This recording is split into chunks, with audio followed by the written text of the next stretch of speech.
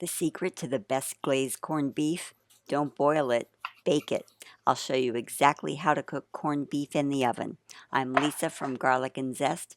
Let's get cooking.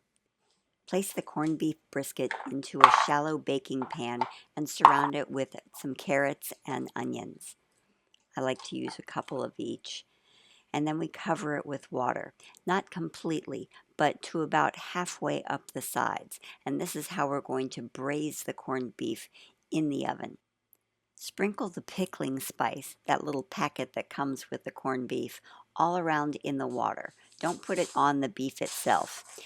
Cover the pan tightly with foil. You don't want any steam escaping. Bake at 325 for 3 to 4 hours or until tender. While the beef braises, make the glaze. We start with brown sugar, some Dijon mustard, about 2 tablespoons, and a little bit of whole grain mustard. This is also known as Pommery mustard. It's got the whole seeds in it.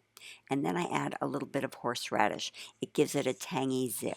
Mix the glaze until it's well combined and heat it over medium heat just until the sugar melts.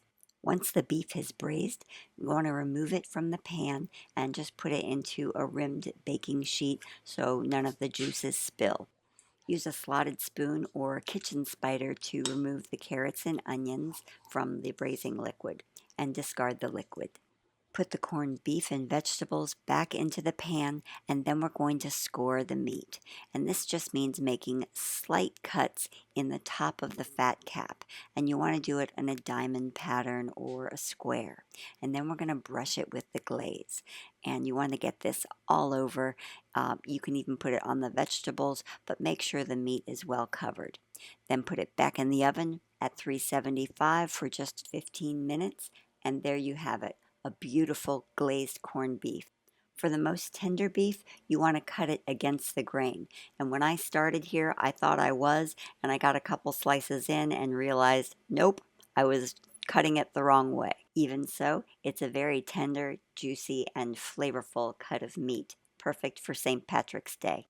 I'm Lisa from Garlic and Zest. Tap like and subscribe for more simple recipes you can make at home. Enjoy.